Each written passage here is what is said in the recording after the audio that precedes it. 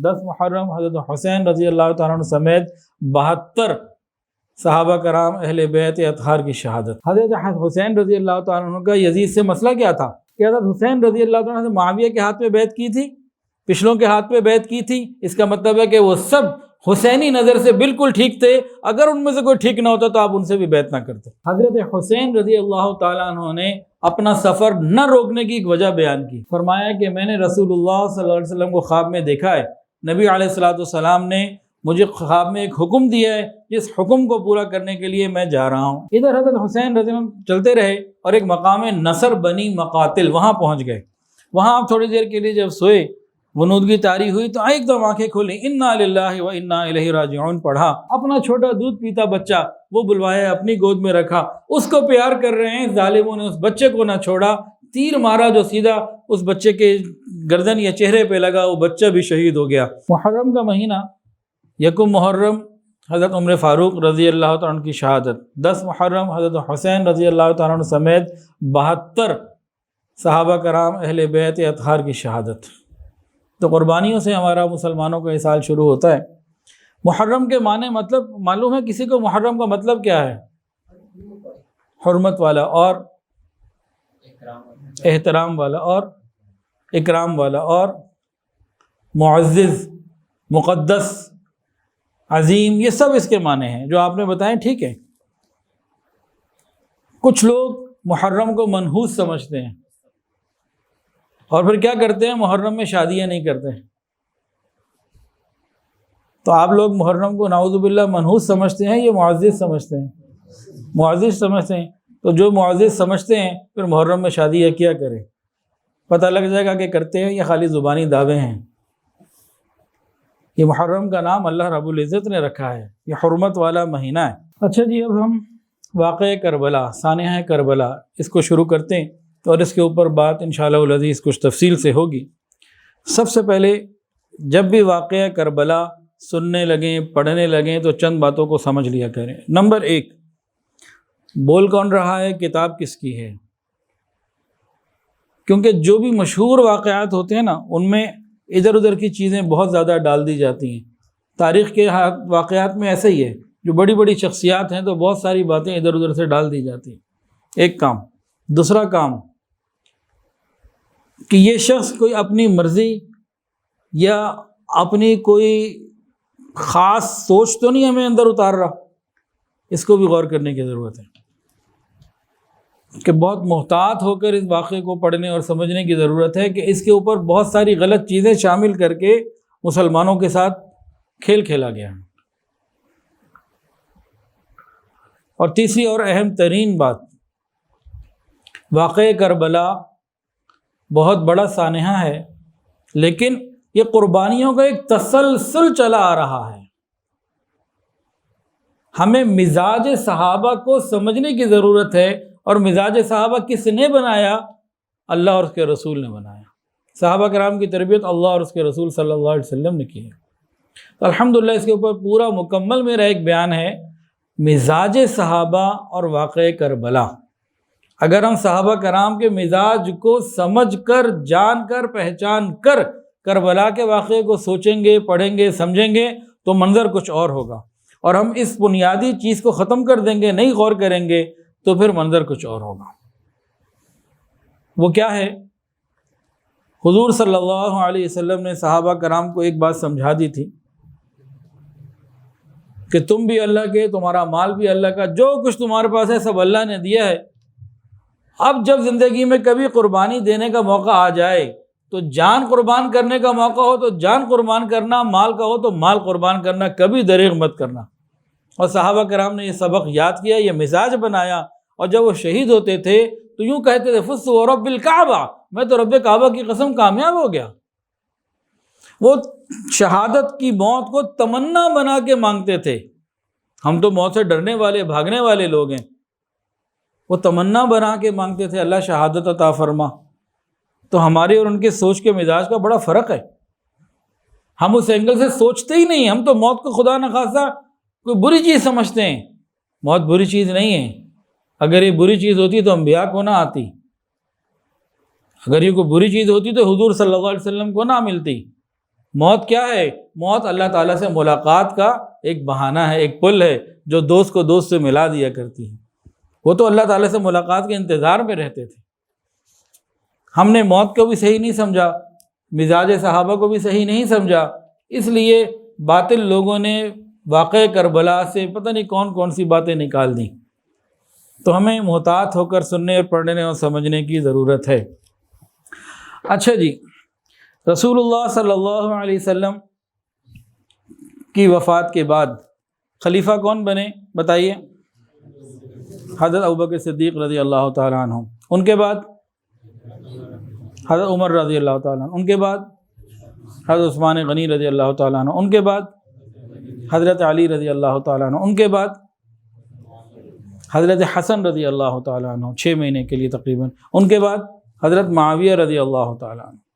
یہ تمام سلسلہ چلا آ رہا ہے خلافت کا، کوئی خرابی پیدا نہیں ہوئی، جو خلیفہ آتے سب بیعت کرتے، کسی قسم کا اختلاف نہیں ہوا خلافت کے مقصد کے اوپر، خلافت کے پوائنٹ پہ کسی کا اختلاف نہیں ہوا۔ حضرت حسین رضی اللہ تعالیٰ عنہ بھی اپنے پچھلوں کی سب کی بیعت کرتے رہے خلافت کی۔ اب آ گیا یزید، حضرت معاویہ رضی اللہ تعالیٰ عنہ جو کاتب وحی ہیں، بہت بڑے مقام کے صحابی ہیں، نبی علیہ السلام کی زوجہ ام المومنین کے بھائی ہیں، ان کا بیٹا آ گیا۔ اب سیدنا حسین رضی اللہ تعالیٰ عنہ نے یہ سوچا کہ یہ شخص پہلو جیسا نہیں ہے، جو خلافت پہلے نبوت کے راستے پہ تھی، اب یہ نہیں، یہ بادشاہت کی طرف معاملہ بڑھ رہا ہے اور یہ دین سے دوری کی طرف معاملہ بڑھ رہا ہے۔ آپ نے کیا فیصلہ کیا؟ آپ نے یہ فیصلہ کیا کہ میں نے یزید کی بیعت نہیں کرنی، بس یہ 1 پوائنٹ ایجنڈا تھا، دوسری کوئی بات نہیں۔ حضرت حسین رضی اللہ تعالیٰ عنہ کا یزید سے مسئلہ کیا تھا؟ کوئی وراثت کا مسئلہ نہیں تھا، کوئی لڑائی، کوئی کاروبار، کوئی معاملات کا مسئلہ نہیں تھا، صرف اور صرف یہ مسئلہ تھا۔ حضرت حسین رضی اللہ عنہ یہ سمجھتے تھے کہ یزید خلافت کے قابل نہیں، لائق نہیں، وہ کہتا تھا میری بیعت کرو، آپ کہتے تھے کہ میں بیعت نہیں کروں گا، بس یہ مسئلہ تھا۔ اس مسئلے سے ایک بات تو یہ ظاہر ہوئی کہ حضرت حسین رضی اللہ عنہ سے معاویہ کے ہاتھ پہ بیعت کی تھی، پچھلوں کے ہاتھ پہ بیعت کی تھی، اس کا مطلب ہے کہ وہ سب حسینی نظر سے بالکل ٹھیک تھے، اگر ان میں سے کوئی ٹھیک نہ ہوتا تو آپ ان سے بھی بیعت نہ کرتے، کیونکہ خلافت معمولی چیز نہیں ہے، اسلام کا ایک بہت بڑا مسئلہ ہے، یہ بہت بڑی بنیادی ضرورت ہے۔ تو واقع کربلا اس بات کے اوپر گواہ ہے کہ پچھلی ساری خلافتیں ٹھیک تھیں، حضرت معاویہ رضی اللہ عنہ کو ملا کے پچھلے سب ٹھیک تھے، ورنہ یہ وہاں ڈٹ جاتے نا۔ ہم اصول کو سمجھیں، بات کو سمجھیں، بہت سادہ سی بات ہے۔ اب ہوا کہ حضرت معاویہ رضی اللہ عنہ کا انتقال ہو گیا، یزید نے اس خبر کو چھپایا اور فوری طور پر مدینہ طیبہ اپنے قاصد کو بھیجا کہ عبداللہ بن زبیر رضی اللہ تعالیٰ عنہ اور یہ حضرت حسین رضی اللہ تعالیٰ عنہ اور یہ 2-3 حضرات تھے جن کے بارے میں اسے معلوم تھا کہ یہ میری بیعت نہیں کرنا چاہتے، کہ ان کو پہلے بیعت کر لیا جائے۔ خیر انہوں نے جو ہے کہا کہ بھئی ہم لوگ اس طرح چھپ کے تو کوئی بات نہیں کریں گے، ہم علی الاعلان بات کریں گے۔ یہ حکمت اختیار کی، اس کے بعد یہ لوگ مدینہ طیبہ سے نکلے اور مکہ مکرمہ آ گئے۔ حضرت حسین رضی اللہ تعالیٰ عنہ جیسے مکہ پہنچتے ہیں تو آپ کی اس بات کی اطلاع کوفہ والوں کو ملی، عراق والوں کو۔ انہوں نے دیکھا کہ حضرت حسین رضی اللہ تعالیٰ عنہ یزید کی بیعت نہیں کرنا چاہتے۔ انہوں نے خطوط لکھے، تقریباً 900 خط آئے کم و بیش، اور کئی وفد ڈیلیگیشنز آئے، بار بار وفود آتے رہے۔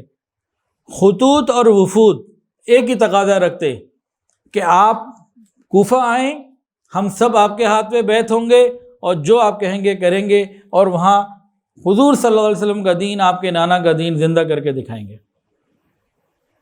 حضرت حسین رضی اللہ تعالیٰ عنہ نے حکمت اختیار کی، خود پہلے جانے کے بجائے مسلم بن عقیل اپنے چچا زاد بھائی کو بھیجا کہ جاؤ اور حالات لے کر آؤ۔ مسلم بن عقیل پہلے مدینہ طیبہ آئے، روضہ رسول پر حاضری دی، اور اس کے بعد اپنے گھر والوں سے رخصت ہو کر کوفہ پہنچے اور وہاں ایک صاحب تھے مختار، ان کے گھر میں قیام کیا، اور حضرت حسین رضی اللہ عنہ نے ایک خط ان کو دیا تھا، وہ لوگوں کو سناتے، لوگ سن سن کے روتے، اور چند ہی دنوں میں تقریباً 18,000 مسلمانوں نے آپ کے ہاتھ پہ بیعت کی۔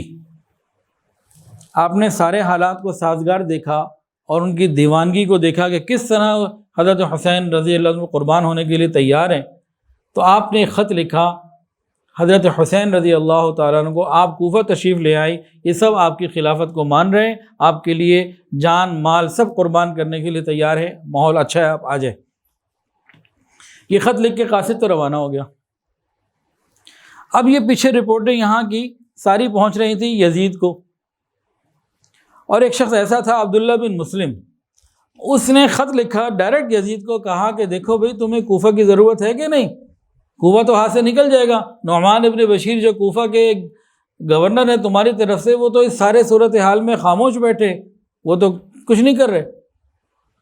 جب یزید کو یہ خبر ملی تو یزید نے ابن زیاد، عبید اللہ بن زیاد اس کا پورا نام ہے، ابن زیاد کو بصرہ اور کوفہ دونوں کا گورنر بنا کے بھیجا۔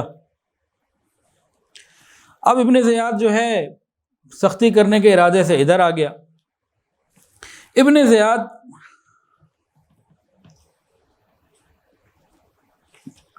کوفہ پہنچ گیا۔ اہل کوفہ حضرت حسین کے انتظار میں تھے، تو بہت سارے لوگ یہ سمجھے کہ حضرت حسین آ گئے، تو ابن زیاد کو لوگوں نے حضرت حسین رضی اللہ عنہ سمجھ کر سلام کیا اور ان کا استقبال کیا۔ ابن زیاد یہ دیکھتا اور خاموش رہا، یہ نہیں کہا کہ اپنا تعارف نہیں کروایا، لیکن یہ سب صورتحال دیکھ کے وہ اندر ہی اندر کڑتا رہا، اور لوگوں کے اندر یہ بات مشہور ہو گئی، اور اس نے دیکھا کہ نعمان بن بشیر جو کوفہ کا اس وقت گورنر ہے، اس نے تو اپنے گھر کا دروازہ بند کر لیا، وہ تو اس میں روک ٹوک نہیں کرتا، اس کے دل میں کیا تھا؟ اہل بیت کی محبت اور احترام تھا۔ اب جناب یہ تو خاموشی سے لوگوں سے ملتا ملاتا سیدھا کوفہ کے گورنر کے پاس پہنچا، جا کے کہا میں ابن زیاد ہوں، اور فوری طور پر کہہ دیا کہ بھئی تم معطل کر دیے گئے ہو، اب میں ہی یہاں کا گورنر ہوں، اور سارے معاملات کو ٹیک اوور کر لیا۔ اگلے دن ابن زیاد نے سارے لوگوں کو جمع کر کے مسجد میں ایک خطبہ دیا، جس کا مفہوم یہ تھا کہ جو یزید کی بیعت مانتا ہے، جو مجھے مانتا ہے، اس کے ساتھ ہم بہت اچھے ہیں، اور نہیں تو پھر بہت بڑا مسئلہ ہے، اور کہ جی آپ لوگ اپنی جانوں پر رحم کریں، بغاوت نہ کریں، نہیں تو سب کو سر قلم کیے جا سکتے ہیں، سزائیں دی جا سکتی ہیں۔ یہاں پہ یہ معاملہ ہو گیا۔ ادھر مسلم بن عقیل جو تھے نا، یہ مختار ابن ابی عبید کے گھر میں مقیم تھے۔ جب ابن زیاد کے آنے کی خبر ملی اور پتہ لگا یہ بندہ کس سوچ کا ہے، تو یہ اس گھر کو چھوڑ کر ہانی ابن عروہ کے گھر میں آ گئے تاکہ کسی کو پتہ نہ چلے، اور ہانی ابن عروہ کے دروازے پہ داخل ہو کے کہا، وہ جب ہانی باہر آئے تو انہوں نے کہا جناب میں تو آپ کے یہاں پناہ لینا چاہتا ہوں۔ ہانی نے کہا اگر آپ میرے دروازے پہ نہ آ گئے ہوتے، میں آپ کو پسند نہ کرتا، آپ کی اس ضیافت کو، بات کسی چیز کو، میزبانی کو، کہ آپ نے بہت بڑا پہاڑ میرے اوپر ڈال دیا۔ اب بہرحال آ چکے تھے، اندر آ گئے۔ اب بعض لوگوں سے خفیہ ملاقاتیں مسلم بن عقیل کی ہانی ابن عروہ کے گھر میں ہونے لگیں۔ اب ابن زیاد کو مسلم بن عقیل کی تلاش تھی، تو اس نے کیا طریقہ کار اختیار کیا؟ ایک شخص کو 3,000 درہم دیے اور کہا کسی طریقے سے معلوم کرو کس گھر میں۔ اب وہ بندہ جس کے پاس پیسے تھے وہ پھر لوگوں سے معلوم کرتا کہ بھئی کون لوگ مسلم بن عقیل حضرت حسین کے زیادہ قریب ہیں، تو اس شخص کے بارے میں ان کو معلوم ہوا کہ مسلم بن ابن عجوسہ اسدی، ان کے پاس پہنچ گیا، کہا جی میں شام سے آیا ہوں اور اہل بیت کا میں بڑا جان قربان کر دینے والا ہوں، یہ 3,000 درہم میرے پاس ہیں، میں حضرت مسلم بن عقیل کو دینا چاہتا ہوں کہ حضرت حسین رضی اللہ عنہ کی خدمت میں پیش کریں، اپنے مقصد کے لیے خرچ کریں، اور میں ان کو یہ خود دینا چاہتا ہوں۔ اب مسلم بن عجوسہ نے کوشش کی کہ بھئی ملاقات نہ ہو، پتہ لگے بندہ کون ہے کون نہ، تو 5-7 دن وہ روز ملاقات ہوتی رہی، انہوں نے ملاقات نہیں کروائی۔ جب ان کو اطمینان ہو گیا کہ بندہ ٹھیک ہے، گڑبڑ کوئی نہیں ہے، کیونکہ حالات ایسے تھے، تو انہوں نے جا کے ملاقات کروا دی۔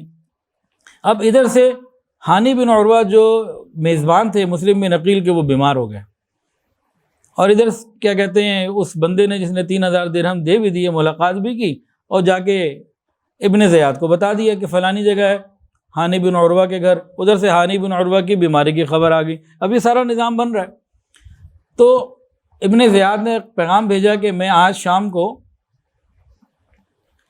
ہانی بن عروہ کی عیادت کے لیے آؤں گا۔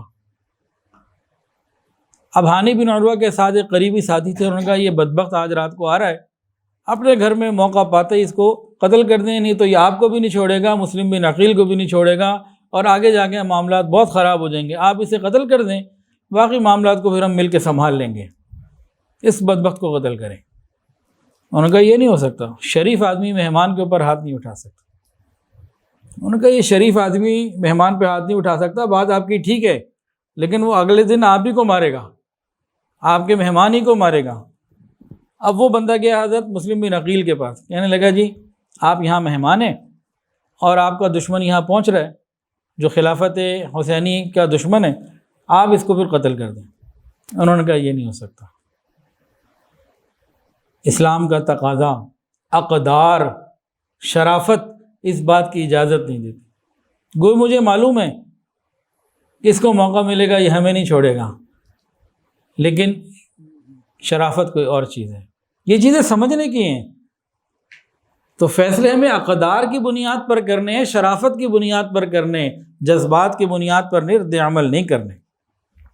اب جناب وہاں پہ کیا ہوا، جب وہ عیادت کے لیے آئے تو بات چیت شروع ہوئی، انہوں نے کہا میرے حوالے کرو۔ کہا جی میں تو آپ کے حوالے نہیں کرتا۔ باقاعدہ ابن زیاد نے ہانی کو عیادت کے لیے آیا تھا، مارا پیٹا، زخمی کیا۔ اب لوگوں کے اندر ایک فوری طور پر اطلاع پہنچ گئی کہ بھئی ہانی بن عروہ کو شہید کر دیا گیا۔ جذبات میں اس کے خاندان کے لوگ اور بہت سارے لوگ کھڑے ہو گئے، اور ادھر سے مسلم بن عقیل رضی اللہ عنہ باہر نکلے، ان کے ساتھ بھی کوئی 4000 بندہ کھڑا ہو گیا۔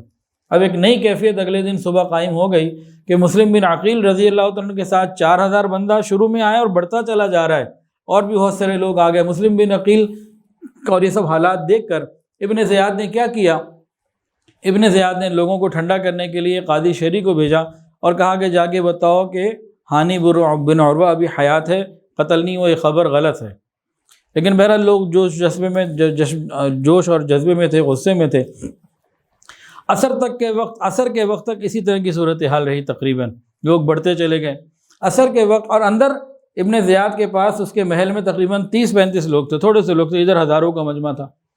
عصر کے وقت ابن زیاد نے چند بڑے لوگوں کو بھیجا جو اس کے پاس سے اندر، کبھی محل کے دروازے پہ، اوپر چھتوں پہ جا کے، مختلف جگہوں پہ جا کے اعلان کر دو اور ان سب کو ڈراؤ حکومت کے خوف سے، سزا سے، اور ان کو لالچ دو پیسوں کا اور عہدوں کا۔ انہوں نے آگے جب شور کیا، اس طرح کی باتیں کی، تو مسلم بن عقیل کے ساتھ جو ہزاروں کا مجمع تھا، کرتے کرتے سارا کھسک گیا، صرف 30 بندے رہ گئے۔ جب انہوں نے دیکھا کہ میرے طرف تو بندے اتنے تھے، اب تو صرف 30 ہیں، یہ واپس چل پڑے، اور جب واپس چل پڑے تو 30 بھی کھسک گئے، اب یہ اکیلے رہ گئے۔ اہل کوفہ نے غداری کی۔ اب یہ ایک جگہ پہ تھے، پیاسے بھی تھے، تو ایک دروازے پہ کھڑے ہوئے، اس کو جا کے نوک کیا تو اندر ایک عورت تھی، اس کا کہا مجھے پانی پلا، اس نے پانی پلا دیا۔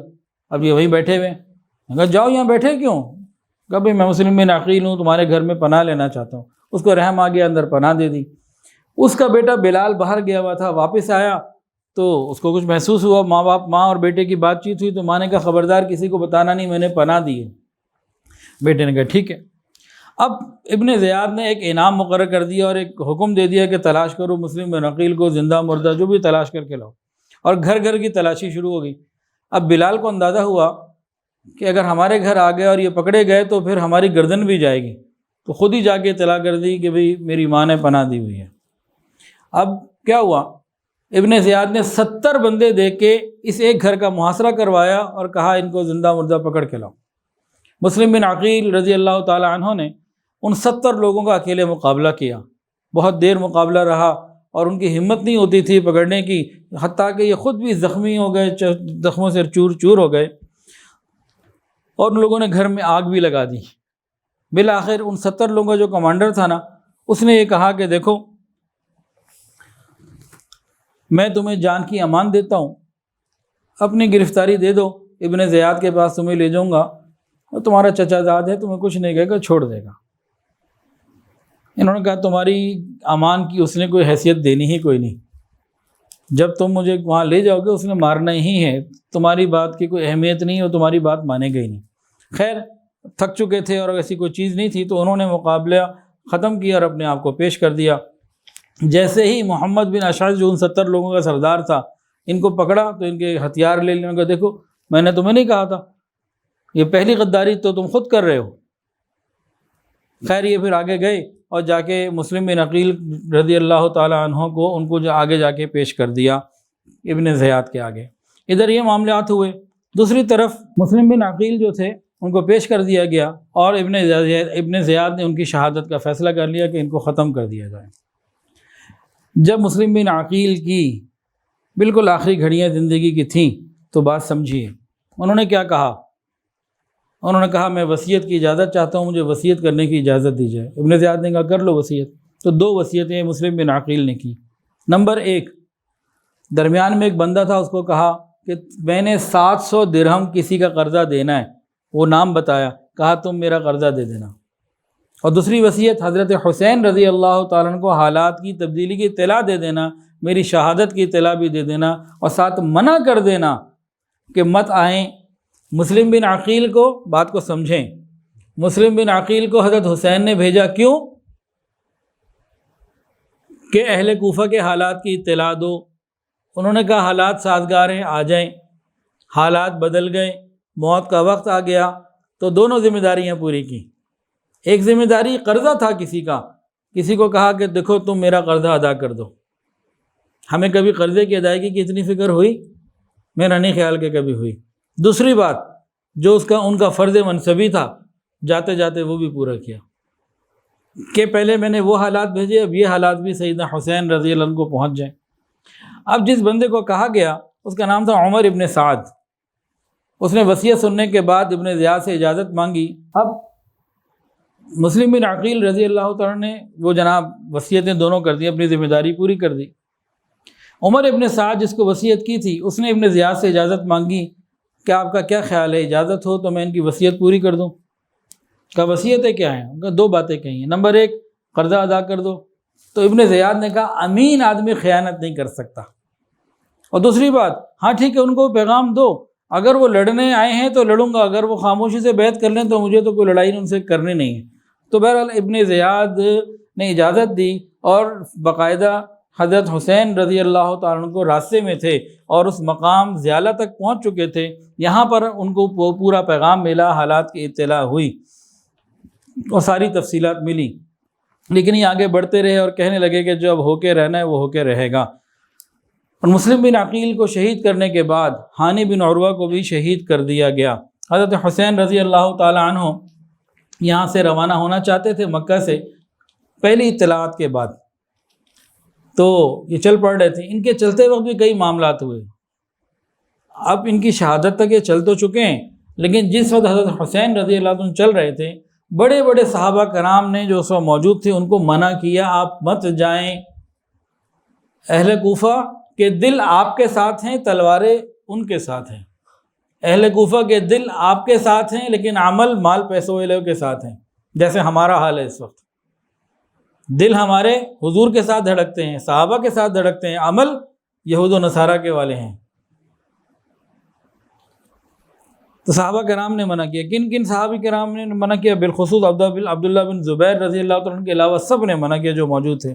عمر بن عبد الرحمن آئے، انہوں نے منع کیا، اور عبداللہ ابن عباس رضی اللہ عنہ بار بار آئے، مت جائیں مت جائیں، آپ کی شہادت یقینی ہے، یہ کسی کو نہیں چھوڑیں گے۔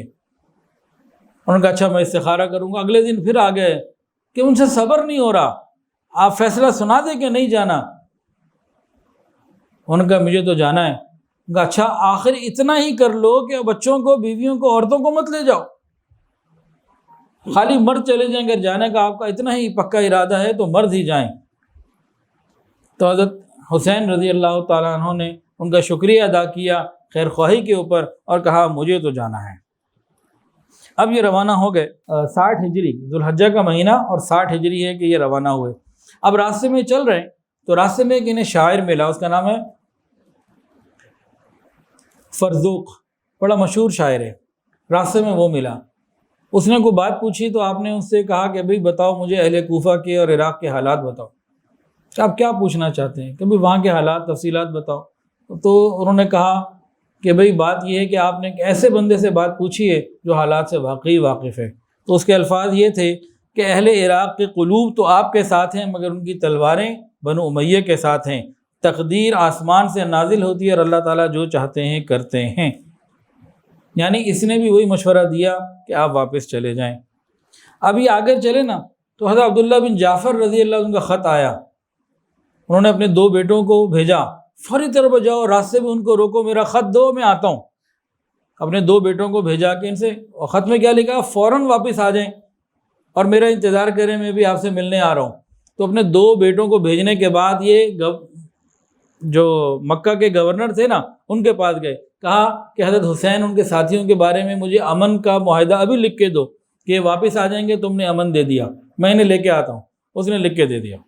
اب یہ حاکم سے سارا کام کروا کے پیچھے پیچھے تیزی سے آئے اور حضرت حسین کی خدمت میں پھر آ گئے، کہنے لگے پہلے میں نے بیٹوں کو بھیجا، ابھی خود آیا ہوں، آپ کوفہ مت جائیں، کوفہ والوں نے آپ کے باپ کے ساتھ بھی غداری کی، آپ کے بڑے بھائی کے ساتھ بھی غداری کی، یا آپ کی گردنیں بھی اتار دیں گے، انہیں شرم نہیں آئے گی، آپ واپس چلیں، یہ میں امن کا پیغام لے کر آیا ہوں، آپ کو کچھ نہیں کہا جائے گا، مکہ واپس آ جائیں۔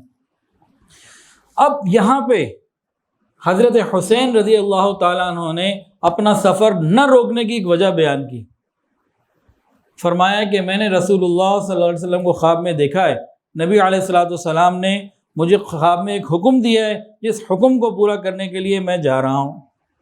میں پوچھا بھائی بتائیں حکم کیا؟ عبداللہ بن جعفر نے پوچھا کیا خواب ہے، تفصیل تو بتائیں۔ ان کا خواب میں نے نہ کسی کو بتایا ہے، نہ بتاؤں گا یہاں تک کہ میں اپنے پروردگار سے جا ملوں گا، یہ زندگی میں کسی کو نہیں بتا سکتا۔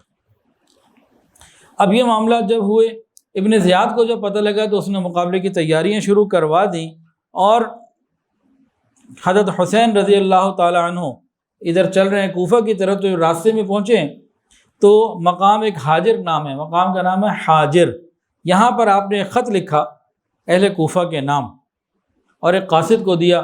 اس خط میں کیا تھا کہ تمہارے کہنے پہ میں آ رہا ہوں، تمہارے خطوط بھی آئے، تمہارے وفود بھی آئے، میں اپنی مرضی سے تو نہیں آیا۔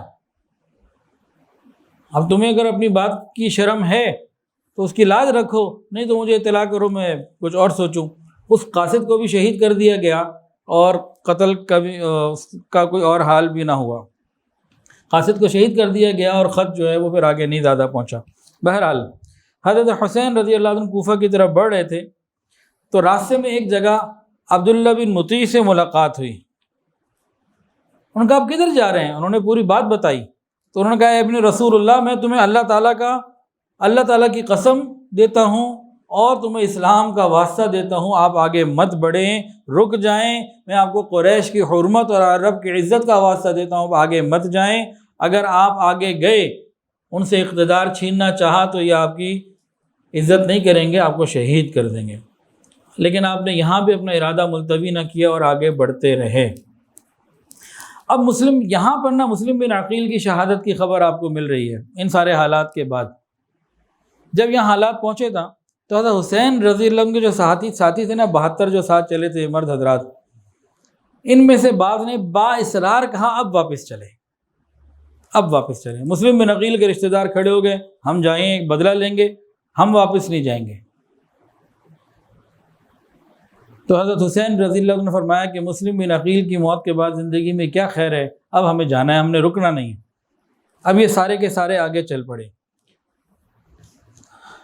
مستقل وہاں سے خبریں مل رہی تھیں کہ فوجیں تیار ہو رہی ہیں اور لڑائی کی تیاریاں ہو رہی ہیں، تو ایک مقام کے اوپر حضرت حسین رضی اللہ تعالیٰ نے اپنے ساتھیوں کو سب کو جمع کیا۔ اچھا راستے میں کیا ہوتا، آپ چلتے چلتے ہر جگہ لوگ آپ کے ساتھ شامل ہوتے، گروہ بڑھتا گیا، جس کو پتہ لگتا کہ ابن رسول اللہ نبی علیہ السلام کے نواسے آ رہے ہیں اور اس مقصد کے لیے آ رہے ہیں، تو عرب بدو اور مختلف قبائل کے لوگ آپ کے ساتھ شامل ہوتے ہوتے آپ کا لشکر بھی آہستہ آہستہ بڑھنا شروع ہو گیا۔ لیکن جب اس طرح کے حالات ملے نا، تو آپ نے ایک جگہ مقام پہ پڑاؤ ڈالا اور سب ساتھیوں کو کہا کہ بھئی کوفہ والوں نے ہمیں دھوکہ دیا اور ہمارے ماننے والے، اتباع کرنے والے ہمارے چھوڑ گئے، اب تم میں سے جس کا دل چاہے واپس چلا جائے، میں کسی کی سر کی ذمہ داری اپنے اوپر نہیں لینا چاہتا۔ جب انہوں نے بات کہی نا، تو آپ کے ساتھ صرف وہی لوگ رہ گئے جو 72 مکہ سے چلے تھے، باقی سارے غائب ہو گئے، سب کھسک گئے، دائیں بائیں ہو گئے۔ اور آپ نے ان کو بار بار کہا کہ بھئی دیکھ لو، سوچ لو، اب آگے شہادت ہے، زندگی نہیں ہے۔ ادھر ابن زیاد کی طرف سے حر بن یزید یہ 1000 کا لشکر لے کے پہنچ گئے اور انہوں نے راستہ روک دیا، انہوں نے جناب صفیں بنا لی، انہوں نے صفیں بنا لی، دونوں لشکر آمنے سامنے آ گئے، ابھی کربلا نہیں پہنچے، پیچھے ہی چل رہے ہیں، ابھی راستہ چل رہا ہے۔ تو عین اسی ماحول میں ظہر کی نماز کا وقت آ گیا۔ حضرت حسین رضی اللہ تعالی عنہ نے، سیدنا حسین رضی اللہ تعالیٰ عنہ نے اپنے مؤذن کو کہا اذان دو، اذان ہو گئی۔ اس کے بعد آپ نے خطبہ دیا جو اصل میں دوسروں کو سنانا تھا۔ کہا اے لوگوں، میں اللہ کے سامنے اور تمہارے سامنے یہ عذر رکھتا ہوں، میں نے اس وقت تک یہاں آنے کا ارادہ نہیں کیا تھا جب تک تمہارے بے شمار خطوط اور وفود نہیں مل گئے، تم نے بلایا۔ اب جب میں تمہارے بلانے پر آ گیا ہوں تو اپنے وعدوں کو پورا کرو، اگر تمہاری رائے بدل گئی ہے تو ٹھیک ہے، میں جہاں سے آیا ہوں وہاں سے چلا جاتا ہوں۔ یہ تقریر سن کے سب خاموش رہے۔ نماز کا وقت اب ہونے لگا۔ حضرت حسین نے پوچھا اپنی نماز الگ کراؤ گے کہ میرے پیچھے پڑھو گے؟ کہا نماز تو آپ کے پیچھے پڑھیں گے۔ تو دونوں لشکروں نے ایک امام کے پیچھے نماز پڑھی۔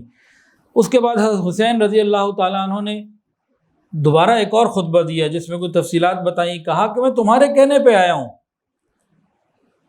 تو اس نے کہا بھائی اب ہمارے کہنے پہ کیسے آئے؟ حر بن یزید نے، انہوں نے خط دکھائے، 2 تھیلے بھرے ہوئے تھے، خط 900 کے قریب تھے، اتنے خطوط ہیں۔ ان کا بھی خط ہمیں تو نہیں لکھیں، ہمیں تو حکومت کی طرف سے آرڈر ہے آپ کا راستہ روکنا ہے، میں مجبور ہوں، مجھے تو اور کچھ نہیں پتا، میں ان خط والوں کو نہیں جانتا۔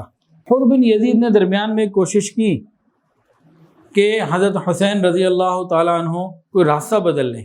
حضرت حسین نے ان کو کہا مجھے واپس جانے کو، نہیں، نہ آپ واپس جا سکتے ہیں اور نہ مجھے لڑائی کا آپ سے حکم۔ ہاں کوئی اور درمیانی راستہ دور کا آپ اختیار کرنا چاہیں تو وہ آپ کر لیں۔ حضرت حسین رضی اللہ عنہ راستے کو تھوڑا سا لمبا کرنے کی پھر کوشش کی اور راستہ تھوڑا سا بدلا، لیکن وہاں آپ نے ایک اور خطبہ بھی دیا اسی راستے میں، تیسرا خطبہ تھا آپ کا، اس کو سن لیجئے۔ حضرت حسین رضی اللہ تعالیٰ عنہ نے حر بن یزید سے کہا مجھے واپس جانا، ان کا آپ کو واپس بھی نہیں میں جانے دے سکتا اور لڑائی بھی مجھے نہیں آپ سے کرنی، اور رہنا بھی آپ کے ساتھ ہے۔ آپ کوئی راستہ لمبا کر سکتے ہیں، مختلف کر سکتے ہیں، وہ کر لیں، کچھ وقت مل جائے تو کچھ ایسا کوئی طریقہ اختیار کر لیں کہ لڑائی نہ ہو، اس کے لیے کوشش کر سکتے ہیں۔ تو بہرحال حر بن یزید اہل بیت سے محبت رکھتا تھا ابن زیاد کی طرف سے ہی، اور کر وہی رہا تھا جو ابن زیاد نے کہا، لیکن اس کے دل کے اندر اہل بیت کی محبت کی ایک شمع روشن تھی جو بالآخر کام آئی اس کے، اور یہ شہید ہوا حضرت حسین رضی اللہ تعالیٰ عنہ کی طرف سے۔ لیکن ابھی آگے اس کا قصہ آتا ہے۔ یہاں حضرت حسین رضی اللہ تعالیٰ عنہ نے تیسرا خطبہ دیا۔ یہ تیسرا خطبہ کیا ہے؟ اس کو آپ اس نیت سے سمجھیں کہ حسینیت کیا ہے اور یزیدیت کیا ہے، اور آج ہمارے ہاں کیا ہو رہا ہے، ہم کیا کر رہے ہیں، ہم حسینی ہیں کہ نہیں؟ اس کا فیصلہ اس خطبے کو سنتے ہوئے ہم خود کر لیں کہ ہم حسینی ہیں کہ نہیں۔ حضرت حسین سے زبانی اور قلبی محبت تو ہم بڑی کرتے ہیں، عملی طور پر ہم کیا ہے، ذرا اس خطبے کو سن لیجیے۔ اے لوگو، رسول اللہ صلی اللہ علیہ وسلم نے فرمایا ہے جو شخص کسی ایسے بادشاہ کو دیکھے جو اللہ کے حرام کو حلال سمجھے اور اللہ کے عہد کو توڑ دے، سنت رسول اللہ صلی اللہ علیہ وسلم کی مخالفت کرے، اللہ کے بندوں کے ساتھ ظلم کرے، اور یہ شخص اس کے افعال میں، اعمال میں سب کچھ دیکھنے کے باوجود قول اور فعل سے اس کی مخالفت نہ کرے، تو اللہ تعالیٰ کے ذمے ہے اس کو بھی بادشاہ کے ظلم کے ساتھ، بادشاہ کے ساتھ جہنم میں ڈال دے۔ کہ حکمران کیا کر رہا ہے؟ حرام کو حلال اور حلال کو حرام سمجھ رہا ہے، اللہ کے حکموں کو توڑ رہا ہے، نبی کی سنتوں کو توڑ رہا ہے، من مرضی کی حکومت کر رہا ہے، انسانوں کے ساتھ ظلم کا معاملہ کر رہا ہے، اور ہمیں معلوم بھی ہو کہ ہم یہ سب کچھ دیکھ بھی رہے ہیں، پھر بھی نہ زبان سے مخالفت کریں نہ عمل سے مخالفت کریں، پھر بھی ووٹ اسی کو دیں، پارٹی کی اسی میں ہم رہیں، اسی لیڈر سے محبت کریں۔ فرمایا کہ جدھر یہ جہنم میں جائے گا ادھر یہ ووٹر، یہ سپورٹر بھی جا رہا ہوگا۔ اب اسے آپ کیا سمجھنا چاہتے ہیں وہ آپ سمجھ لیجئے کہ ایسا کوئی لیڈر ہو جس کے ہاں سنت کی عملاً کوئی حیثیت نہ ہو، زبان تو بہت ہے، زبانی باتیں نہیں ہو رہی، جس کے گھر میں، جس کے خاندان میں، اولادوں میں اللہ اور اس کے رسول کی، دین کی کوئی بات ہی نہ ہو، تو ہم کدھر جا رہے ہیں؟ اب حضرت حسین کی بات دوبارہ سنا دوں جی، دوبارہ سن لیجئے، ہو سکتا ہے آپ نے پہلے توجہ سے نہ سنا ہو۔ انہوں نے کیا فرمایا حضرت حسین رضی اللہ تعالیٰ عنہ نے؟ جو شخص کسی ایسے بادشاہ کو دیکھے جو اللہ کے حرام کو حلال سمجھے، اللہ کے عہد کو توڑ دے یعنی حکموں کو توڑ دے، حضور کی سنت کے خلاف کرے اور لوگوں کے ساتھ ظلم کا معاملہ کرے، اور یہ شخص جانتا ہے کہ میرا لیڈر ایسا ہے، یہ پھر اسی کو سپورٹ کرے، یہ جہنم میں اکٹھے ہی ہوں گے۔ حضرت حسین رضی اللہ عنہ آہستہ آہستہ آگے بڑھ رہے تو راستے میں ایک اور شخص ملا، ترماہ ابن عدی نام ہے اس کا، 4 لوگوں کے ساتھ آیا۔ پہلے تو ابن زیاد نے ملنے نہ دیا، وہ ابن زیاد نہیں، حر بن یزید نے 4 لوگوں کے ساتھ ترماہ ابن عدی آیا ملنے۔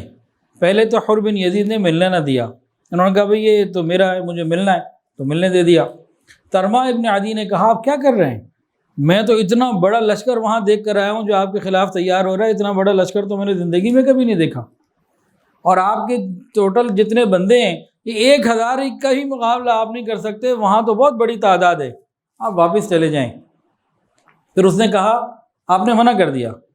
اس نے کہا اچھا آپ ایسا کریں، میرا ایک پہاڑ ہے میرا اپنا، اس کا نام ہے آجا، وہاں باقاعدہ ایک قلعے کی مانند انتظامات موجود ہیں، آپ وہاں آ جائیں، 10-15 روز میں آپ کو 20,000 ایسے جنگجو دے دوں گا کہ جن کی آنکھ جب تک چمکتی رہے گی، ان میں سے ہر ایک کی آنکھ جب تک چمکتی رہے گی وہ آپ پہ جان قربان کرنے والے ہوں گے، آپ تک کسی کو نہیں پہنچنے دیں گے۔ آپ نے ان کو دعاؤں کے ساتھ رخصت کیا اور آگے بڑھتے رہے۔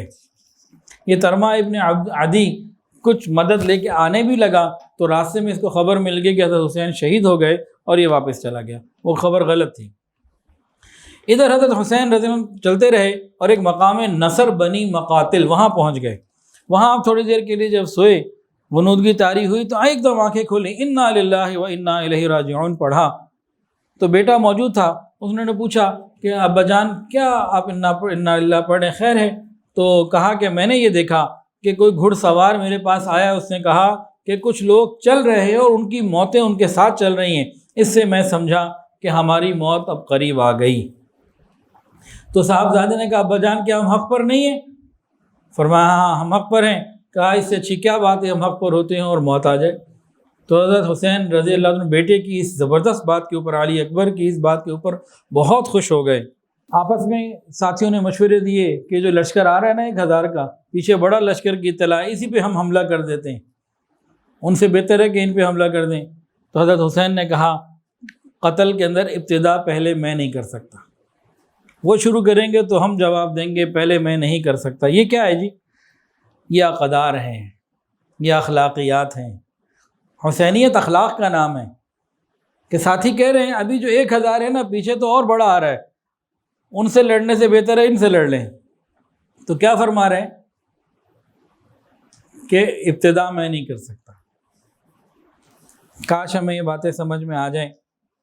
خیر عمر ابن سعد 4000 کا مزید لشکر لے کے پہنچ گیا۔ حر بن یزید کے پاس 1000 تھا، اب ادھر 72 لوگ، ادھر 5000 بندہ جمع ہو گیا۔ ابن زیاد نے عمر بن سعد کو پیغام دے کے بھیجا کہ ان کے سامنے ایک ہی بات رکھو کہ یزید کی بیعت ابھی اور اسی وقت قبول کر لیں۔ یہاں پہ نا حضرت حسین رضی اللہ تعالی عنہ نے عمر بن سعد کو 3 باتیں کہیں۔ پہلی بات، مجھے اور یزید کو 1 to 1 آپس میں بات چیت کرنے دو، پھر ہم آپس میں طے کر لیں گے۔ دوسری بات، ہمیں واپس جہاں سے آئے ہیں مکہ وہاں جانے دو، اور تیسری بات، ہمیں دور کسی سرحدی علاقے میں جانے دو تاکہ ہم یہ شہروں سے نکل جائیں۔ 3 باتیں حضرت حسین رضی اللہ عنہ نے پیش کی، لیکن وہ تینوں باتیں ابن زیاد کو جب بھیجی گئیں تو اس نے قبول نہیں کی، کہ فوری طور پر آج اور ابھی اور اسی وقت یزید کی بیعت کرو، باقی چیزیں بعد میں دیکھی جائیں گی۔ حضرت حسین رضی اللہ عنہ جانتے تھے کہ یزید خلافت کا لائق نہیں، اہل نہیں، آپ نے بیعت نہیں کیا، آپ نے کہا ایسی موت سے تو پھر ایسی زندگی سے تمہیں مر جانا ہی بہتر ہے۔ تو بہرحال ایک اور کوشش بھی کی عمر ابن سعد نے، ابن حر نے مل کے کہ یزید کو کسی طرح ابن زیاد کو کسی طرح منا لیا جائے، اور ابن زیاد سے ایک خط آگے بھیجا بھی گیا تو وہاں شمر اس کو بڑا غصہ آیا، اس نے کہا کہ بھئی یہ تو نہیں ہو سکتا۔ شمر نے پھر ابن زیاد کو مشورہ دیا کہ اگر آپ نے ابھی ان کو چھوڑ دیا نا تو یہ بہت بڑا لشکر لے کر آئیں گے، ابھی ان کا کام تمام کرو، ابھی کے ابھی، اس کے علاوہ کوئی بات نہیں۔ تو اس شمر جو تھا بہت بڑا بدبخت ظالم تھا، اس نے پھر اس معاملے کو ختم ہوتے ہوتے دوبارہ سے شروع کر دیا۔ اب شمر جو ہے یہ روانہ ہوا کہ اب میں معاملے کو ختم کروں، جا کے لڑائی کروں، سب کو جان سے مار دوں، اس ارادے سے نکلا۔ تو اس نے غور کیا کہ اس کے 4 پھپھی زاد بھائی حضرت حسین رضی اللہ عنہ کے قافلے میں، تو اس نے ابن زیاد سے ان چاروں کے نام امن کا معاہدہ لکھوایا، امن کا پروانہ لکھوایا کہ ان چاروں کی جان کو امان۔ اب یہ پہنچ گیا کربلا، 9 ذو الحجہ ہے، پہنچ گیا کربلا اور 9 محرم کا دن ہے، 9 محرم۔ اس نے کسی طریقے سے ان چاروں بزرگوں کو خط بھجوا دیا امان کا، کہا دیکھو تم چاروں کی میں جان کی امان لے کر آیا ہوں، آ جاؤ، تمہیں کچھ نہیں کہا جائے گا۔ انہوں نے کہا تمہارے ساتھ زندہ رہنے سے بہتر ہے ان کے ساتھ شہید ہو جاؤ، کہ تم ہمارا خیال کرتے، حضور صلی اللہ علیہ وسلم کی اولاد کا خیال نہیں کرتے، تمہارا جیسا بدبخت کون ہوگا۔ انہوں نے منع کر دیا، اور شمر نے جو ہے نا پھر فوری طور پر کہا ابھی اور اسی وقت لڑائی کرنی، اسی لمحے لڑائی کرنی۔ حضرت حسین رضی اللہ عنہ نے کہا 1 رات مجھے دے دو، کل بات ہوگی۔ اس کے بعد حضرت حسین رضی اللہ تعالی عنہ انہوں نے خواب دیکھا 9 اور 10 ذو الحجہ کی درمیانی رات، اور اس خواب کو انہوں نے اپنے گھر والوں سے، اپنی بہن زینب رضی اللہ تعالیٰ عنہ سے سب سے ذکر کیا کہ حضور صلی اللہ علیہ وسلم نے فرمایا کہ اب تم میرے پاس آنے والے ہو۔ اب حضرت حسین رضی اللہ عنہ نے 1 رات کی مہلت مانگی کہ کل لڑائی ہوگی، اور رات کو اپنے اہل بیت کو اور اصحاب کو سب کو جمع کیا اور کہا کہ جیسے میرے ساتھی ہیں نا، ایسے ساتھی زمین پہ کسی اور کو نہیں ملے، تم انتہائی وفادار، وفا شعار، ہر اعتبار سے بہتر ہو۔ کل صبح ہماری زندگی کا آخری دن ہے، کل کا دن ہماری زندگی کا آخری دن ہے، تم میں سے جو جانا چاہے اپنے اپنے گھر والوں کو، بیوی بچوں کو لے، اور جس طرح سے بھی سارے چلے جاؤ جدھر جانا ہے، ان کو صرف میری ضرورت ہے، وہ مجھے یہاں پائیں گے، تمہیں کوئی کچھ نہیں کہے گا، انہیں تمہارے ساتھ کوئی مسئلہ ہے ہی نہیں، ساری بات تو میری ہے، میں یہاں ہوں، میں انہیں فیس کر رہا ہوں، تم لوگ سارے کے سارے نکل جاؤ۔ اللہ اکبر کبیرہ۔ تو سب نے یہ کہا آپ کے بعد زندہ رہنے کا کوئی مزہ نہیں، آپ کو چھوڑ کر ہم بھاگ کے میدان سے یہاں چلے جائیں، ایسی ذلت بھری موت سے پھر آپ کے ساتھ شہادت کی موت ہمیں قبول ہے۔ ایک بندہ بھی واپس نہیں گیا۔ یہاں پہ حضرت حسین رضی اللہ تعالیٰ عنہ 9 اور 10 محرم کی درمیانی رات کو اپنی بہن کو اور اپنی گھر کی عورتوں کو وصیت کی کہ میری بہن میں تمہیں خدا کی قسم دیتا ہوں، میری شہادت پر تم کپڑے نہ پھاڑنا، سینہ کو بھی نہ کرنا، اور آواز سے رونے سے بچنا، یہ نوحہ ماتم وغیرہ نہ کرنا، یہ وصیت کی۔ یہ عاشورے کی رات تھی، اور یہ رات اس طریقے سے انہوں نے عبادت کے ساتھ گزاری۔ اگلے دن عمر ابن سعد نے اپنے لشکر کو 4 حصوں میں تقسیم کیا، اور ایک حصے کا امیر بنایا حر بن یزید کو۔ جب لڑائی ہونے لگی تو حر بن یزید اپنے لشکر کو چھوڑ کر حضرت حسین کی طرف آ گیا، اور آپ کی طرف سے لڑا، اور لڑتے لڑتے شہید ہو گئے۔ حضرت حسین رضی اللہ تعالیٰ عنہ نے اس وقت پھر لوگوں کو ایک اور نصیحت کی کہ لوگوں، کیا میں تم سے بہتر نہیں ہوں؟ اور ابن زیاد کے بارے میں بھی کہا کہ تم فاطمہ کے بیٹے کو مارنے جاتے ہو، اور سمیہ کے بیٹے کے اوپر فاطمہ کے بیٹے کے اوپر سمیہ کے بیٹے کو ترجیح دے رہے ہو۔ تم کیا سمجھتے ہو کہ تم نے نبی علیہ السلام کی زبان سے یہ نہیں سنا کہ جنت کے جوانوں کے سردار حسن اور حسین ہیں؟ اس طرح بہت سارے مناقب بتائے، بہت ساری چیزیں بتائیں۔ تو بہرحال ان لوگوں کے دل پتھر ہو چکے تھے، اور اس درد انگیز خطبے کو بھی انہوں نے نہ سمجھا۔ اے لوگو تم میرا نسب دیکھو، میں ہوں کون، پھر اپنے دلوں میں غور کرو، کیا تمہارے لیے جائز بھی ہے کہ مجھے قتل کرو، میری عزت پر ہاتھ ڈالو؟ کیا میں تمہارے نبی صلی اللہ علیہ وسلم کی صاحبزادی کا بیٹا نہیں؟ کیا میں اس باپ کا بیٹا نہیں جو رسول اللہ صلی اللہ علیہ وسلم کا چچا زاد بھائی علی ہے؟ کیا تمہیں حدیث نہیں پہنچی کہ میں اور میرے بھائی جنت کے نوجوانوں کے سردار ہیں؟ اور دیکھو میری بات بالکل حق ہے، اور میں نے جب سے مجھے معلوم ہوا کہ جھوٹ بولنا گناہ ہے، میں نے کبھی جھوٹ نہیں بولا۔ تمہیں اگر اس کی مزید تصدیق کرنی ہے تو فلاں فلاں صحابیوں کے نام لیے، یہ بھی زندہ ہیں، جا کے ان سے پوچھ لو، یا یہ تو بتاؤ کیا میں نے کسی کو قتل کیا جو تم مجھے اس کے بدلے قتل کرنا چاہتے ہو، یا میں نے کسی کو زخم لگایا ہے، کسی کا مال لوٹا ہے؟ اس کے بعد انہوں نے کوفہ کے بڑے بڑے لوگوں کے نام لے کے کہا تم نے یہ خط بھیجے ہیں، تمہارے خط میرے پاس ہیں۔ ان سے نے کہا ہم نے کوئی خط نہیں لکھے۔ کہا تم مکرنا چاہتے ہو تو الگ بات ہے، تمہارے خطوط میرے پاس آج بھی موجود ہیں۔ خیر بہت ساری جو ہے وہ مختلف تقریریں ہوئیں، انہوں نے بھی کہا، اور ایک اور شخص تھا اس نے بھی حضرت حسین رضی اللہ عنہ کی طرف سے تقریر کی، کہا کہ تم فاطمہ کے بیٹے کو ترجیح نہیں دے رہے، اور سمیہ زانیہ کے بیٹے کو ترجیح دے رہے ہو، کچھ شرم تو کرو۔ لیکن بہرحال ان لوگوں کے اوپر غفلت جو ہے وہ طاری تھی، اور دونوں طرف سے پھر لڑائی شروع ہو گئی۔ ادھر سے ان لوگوں نے پہل کی، تیر اندازی کی، اور پھر اس کے بعد دونوں طرف سے جو ہے باقاعدہ لڑائی شروع ہو گئی۔ اور حضرت حسین رضی اللہ عنہ کے جو ساتھی تھے بے جگری سے لڑے، لیکن ایک ایک کر کے شہید ہوتے رہے، ایک ایک کر کے شہید ہوتے رہے۔ ان کی تعداد پہلے ہی بہت کم تھی، ادھر 5000 کے قریب، ادھر 72-73 لوگ، تو یہ ایک ایک کر کے شہید ہوتے رہے۔ اور ہر آدمی کی خواہش یہ ہوتی کہ حضرت حسین رضی اللہ عنہ کے سامنے آ کے شہید ہو، تاکہ ان کی آنکھیں بھی ٹھنڈی ہوں، قیامت کے دن یہ کہہ سکیں اللہ تیرے نبی کے نواسے کو بچانے کے لیے جان قربان کر کے آیا۔ اس جذبے کے ساتھ وہ آتے اور شہید ہوتے۔ ہر ایک کی خواہش یہی تھی کہ میں حضرت حسین رضی اللہ عنہ سے پہلے شہید ہو جاؤں، ان کو بچاتا ہوا شہید ہو جاؤں۔ اسی لڑائی کے اندر ظہر کی نماز کا وقت آ گیا، جو ہم نے ہو سکتا ہے آج بھی نہ پڑھی ہو، کل بھی شاید نہ پڑھے، تو پرواہی کوئی نہیں، نماز جمعہ تو پڑھ لیتے ہیں، مسجد بھری ہوتی ہے، جگہ نہیں ہوتی۔ اگلے دن ظہر کا وقت کوئی نمازی نہیں، جمعے والے دن نماز جمعہ میں مسجد بھری ہوتی ہے، اسی جمعے میں عصر کی نماز میں مسجد بھری بھی نہیں ہوتی، خالی ہوتی ہے۔ لیکن حضرت حسین رضی اللہ تعالیٰ نے میدان کربلا میں اس وقت بھی نماز کے لیے ترجیح دی کہ اللہ کا حکم ہے نماز پڑھنی ہے۔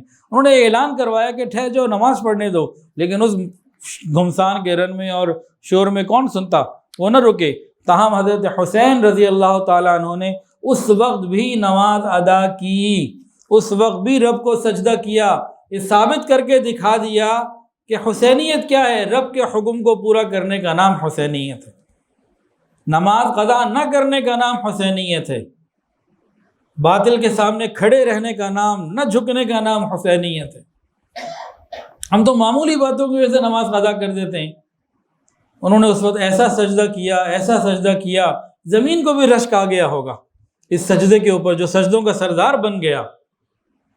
ملائکہ نے بھی اس سجدے کے اوپر جو ہے وہ رشک کیا ہوگا کہ انسان ایسے بھی ہوتے ہیں۔ تو انہوں نے عملی طور پر امت کے نوجوانوں کو یہ سبق دے دیا کہ اللہ کا حکم ہر حال میں پورا کرنا ہے، چاہے ہر طرف تلواریں چل رہی ہوں، تیر برس رہے ہوں اور نیزے چل رہے ہوں، کچھ بھی حال ہو، اللہ کا حکم پورا کرنا، نماز قضا نہیں کرنی۔ اب جو حضرت حسین رضی اللہ عنہ سے محبت کرنے والے ہیں وہ آج کے بعد نماز قضا نہ کریں، یا پھر یہ محبت کے جھوٹے دعوے کو اتنے دلیل سے پیش نہ کریں کہ جی ہم بڑی محبت کرنے والے، کم سے کم اپنی غلطیوں کو ہم تسلیم کرنے والے بنیں۔ تو جتنے بھی ساتھی تھے ہر ایک کی خواہش یہ تھی کہ حضرت حسین رضی اللہ عنہ کے سامنے میں شہید ہوں، تاکہ قیامت کے دن اللہ کو جا کے کہہ سکوں اللہ تیرے نبی کے نواسے کو بچاتے ہوئے شہید ہو کر آیا ہوں، اللہ مجھے نبی کی شفاعت عطا فرما، اپنی رحمت عطا فرما۔ جہاں جذبے ہوتے ہیں وہاں معاملات کچھ اور ہوتے ہیں۔ حضرت حسین رضی اللہ عنہ کے چچا زاد بھائی آگے بڑھے، بیٹے آگے بڑھے، سب کو ایک ایک کر کے شہید کیا جاتا رہا، اور ان کے قاسم بن حسن حضرت حسن کے بیٹے تھے، ان کو بھی شہید کیا گیا، ان کی لاش اٹھا کے بھی انہوں نے رکھی، جہاں اور لاشیں لگتے چلے جا رہے تھے۔ اس وقت انتہائی تکلیف کے عالم میں تھے، غم کے عالم میں، زخموں سے چور چور۔ اپنا چھوٹا دودھ پیتا بچہ وہ بلوایا، اپنی گود میں رکھا، اس کو پیار کر رہے ہیں، ظالموں نے اس بچے کو نہ چھوڑا، تیر مارا جو سیدھا اس بچے کے گردن یا چہرے پہ لگا، وہ بچہ بھی شہید ہو گیا۔ انہوں نے اس بچے کے خون سے مٹھی بھری اور زمین کو اس کے ساتھ جو ہے وہ لگایا، اور پھر اللہ رب العزت کے سامنے دعا کی، اے اللہ ان ظالموں سے تو ہی انتقام لے۔ اس کے بعد یہ فرات کے قریب تشریف لے جانے لگے کہ پانی کچھ پی لیں، اور شمر 10 آدمی لے کے آگے بڑھا کہ اکثر ساتھی تو شہید ہو چکے، اب تقریباً اکیلے تھے کہ ان کو جو ہے وہ شہید کر دیا جائے۔ اب لوگ بھی ڈر رہے تھے کہ حضرت حسین کے قتل کا ذمہ کون اپنے سر لے، تو کوئی ایک اکیلا آگے نہیں بڑھ رہا تھا۔ تو شمر نے سب کو حکم دیا اور لوگوں کو بولا کہ سارے اکٹھے حملہ کرو۔ وہ اکٹھا حملہ کیا گیا۔ اہل تاریخ اور اہل نظر ایک عجیب بات لکھتے ہیں، وہ فرماتے ہیں کہ ایک بے نظیر واقعہ ہے کہ جس شخص کے سامنے اس کی اولاد، اس کے گھر والے، اس کے رشتہ دار اور اس کے ساتھی ایک ایک کر کے شہید ہو رہے ہوں، جو صبح سے لڑائی میں ہو، زخموں سے چور چور ہو، کئی دن کا پیاسا بھی ہو،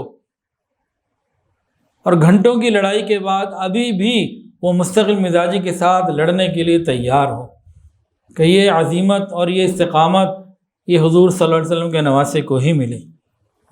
خیر یک بار کہ حملہ کیا گیا تو شمر بن خولی نے اور مختلف لوگوں نے پھر حملہ کیا اور یہ شہید کر دیے گئے۔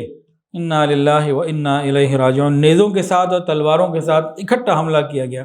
جب بعد میں آپ کے جسم کو دیکھا گیا تو 33 زخم نیزوں کے تھے اور 34 تلواروں کے تھے، تقریباً 67 مقامات کے اوپر جسم کے اندر 67 جگہ کے اوپر جو ہے وہ نشان لگے۔ ابن زیاد کا حکم تھا کہ لاش کو گھوڑوں کی ٹاپوں سے روندا جائے، تو بعض کتابوں میں ہے کہ اس بدبخت نے یہ بھی کروا دیا۔ اور حضرت حسین رضی اللہ عنہ کے سر کو یزید کے سامنے بھی پیش کیا گیا۔ وہاں ایک صحابی تھے زید ابن ارقم رضی اللہ تعالی عنہ، انہوں نے دیکھا تو کہا کہ یزید اپنی چھڑی کہ یزید اپنی چھڑی ان مبارک ہونٹوں سے ہٹا لے، اس نے لگائی تھی کہ میں نے نبی علیہ السلام کو دیکھا ہے کہ ان ہونٹوں کو بوسہ دے رہے تھے۔ ابن زیاد نے کہا، یزید نے ابن زیاد کے سامنے پیش کیا گیا پہلے، تو ابن زیاد کے سامنے ایک صحابی تھے زید ابن ارقم، انہوں نے کہا کیا کر رہے ہو؟ میں نے نبی علیہ السلام کو دیکھا ہے کہ ان ہونٹوں کو بوسہ دیا کرتے تھے۔ ابن زیاد نے کہا اگر تم بوڑھے نہ ہوتے تمہاری گردن میں ابھی اتار دیتا۔ تو زید ابن ارقم یہ کہتے ہوئے باہر آ گئے، اے قوم عرب، تم نے سید النساء حضرت فاطمہ رضی اللہ عنہ کے بیٹے کو قتل کر دیا، مرجانہ کے بیٹے کو اپنا امیر بنا لیا، وہ تمہارے اچھے لوگوں کو قتل کرے گا اور تمہارے شریروں کو غلام بنائے گا۔ حضرت حسین رضی اللہ عنہ کی شہادت کی خبر پورے عالم اسلام میں پھیلی۔